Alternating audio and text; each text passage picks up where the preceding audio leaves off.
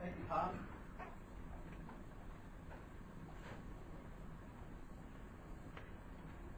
Fellow evaluators, Toastmasters, Jeff, you're right. I did not give a title or an introduction.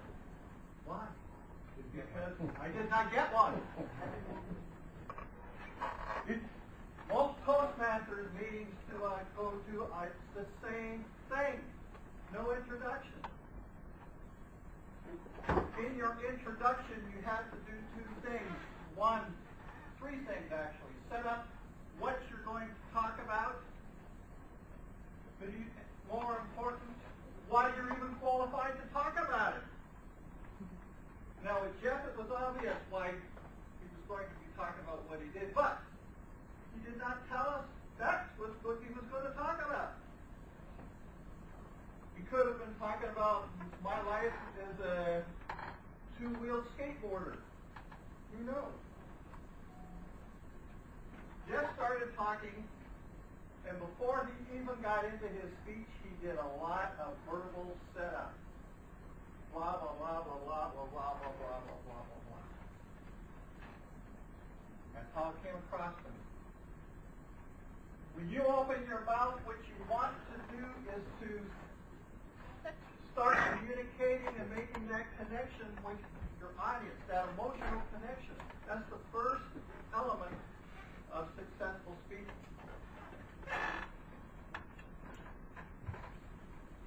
Can you repeat that?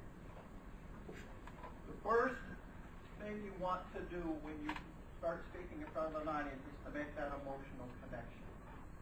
Jeff had a potential emotional subject, but he never actually made an emotional connection to it for several reasons. One, he didn't use any words or body language that would allow us to have an emotional connection. He didn't tell us really how he thought, how he felt. It was mentioned that his very first story, and even in his writing speeches, in 1989, I got sick. He could have set us up with something like March 3rd, 1989, it was a sunny day. We went to McDonald's and I ate a Big Mac. I got sick, couldn't understand why. They diagnosed it as food poisoning. And then that transitioned into MS. Something like that to kind of get us set up. Give us a word picture or a hologram in our heads so we can see exactly what it is that he's talking about. He went on and he talked about this. What I was thinking, why doesn't he go and interview one or two vets and get their perspective? If you're going to bring that up, get their perspective, have them tell you what they thought or they felt. What was their impression and what was the transition that they went through? One of the major purposes of a speech is to let us know what is the before and after transition.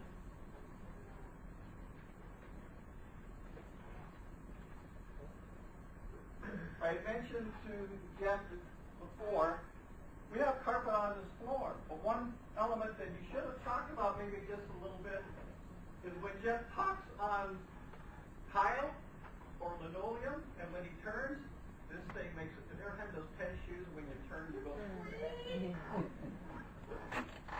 I have video of Jeff giving speeches, and that's what I hear.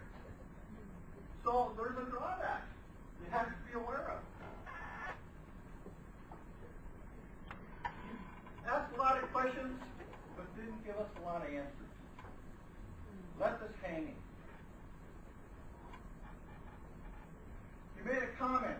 I did a lot of stupid stuff. Stuff is a non-word when it comes to speaking. You have to clearly define what it is you're talking about.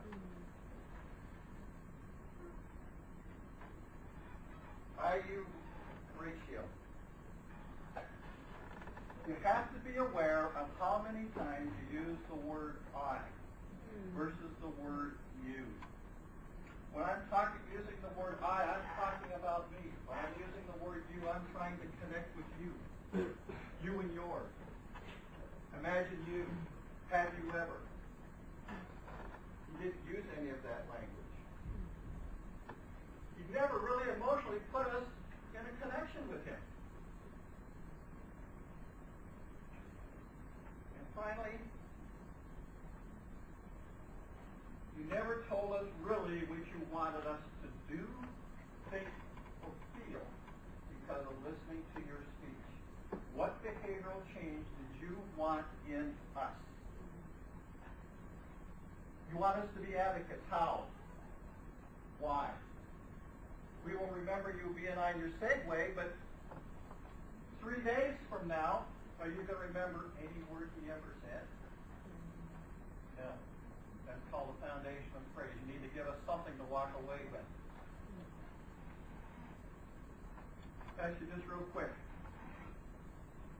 Fill in the blank. Blank is on your side. Reason why is on your side. This is the foundational phrase that rolls around in your head and you can't get it out. That's what he wants to do as a speaker. Something that you can walk away with and remember 3-4 days from now, 2 weeks from now. So, thank you, Jeff.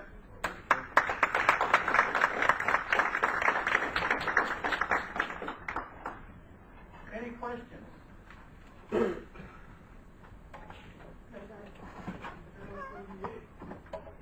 Pardon? Four. Oh, good old four, don't do it. We do that though, right? Good question for Jeff. Would it be beneficial to wear a helmet or something? Because I think the speed on those is what, 13 miles an hour? Well, factor though. I think with a helmet. It scares me when I see people whizzing by without thinking. You're absolutely right, sir. I see one. Absolutely right. I like word picture. Can you elaborate on that? Yes. You want to paint a word picture when you're talking to your audience. Good example. December 25th, 2008. I was sitting on the brown leather couch in my living room. You could smell the bread baking in the background. Christmas music was floating through the air. My grandkids, we could hear the sound of paper being torn from boxes as they recklessly destroyed the room. We want to that's a picture. We're painting a picture for you. Theater of the mind. Right. Think of the old-time radio shows that kept people just hovered using words alone. Before black and white TV, before color. The best stories are the stories you construct in your own head, used by the words of the narrator. Folk tales as well. That's a good, here's Primary example. Folk This tales. is from a book called Where Men Win Glory. Jack Krakauer was the author. January 5th, 2007, 12 miles south of the hillside where Pat Kelman had lost his life. A dozen sandbags squat atop an outcrop of naked bedrock, wreathed in smoke from smoldering garbage. Patches of dirty, crusted snow. The stench of an overflowing latrine was in the air. In the distance, badlands corrugated the landscape without apparent end. Their slopes dotted with pines and junipers and thorny stunted oaks. Now that's written. We can narrow that down, but still make it quite as impactful. Question, Ron, are there evaluation forms for the... Evaluation forms are right there. If you have one, yes. There. I have a question about evaluation. Do you have a list that you follow? I loved your evaluations. I thought they were all excellent, and I thought they all hit on some different things. Like, Randy, were you specifically doing introductions Yes. when doing my... Yes, as a case in point, because we had only 45 minutes today, we blocked out basically 6 items for each of us to do. We do normal evaluations. Each member of our club goes after the speaker with everything, not a limited list. So here, each one of us had 1 barrel to work with. In the real evaluation, everyone has both barrels and become loaded per barrel. How much time is up? Here's a question for the day. If you can write down the answer, the correct answer, and whoever gives it to me first, it has to be on the evaluation sheet? What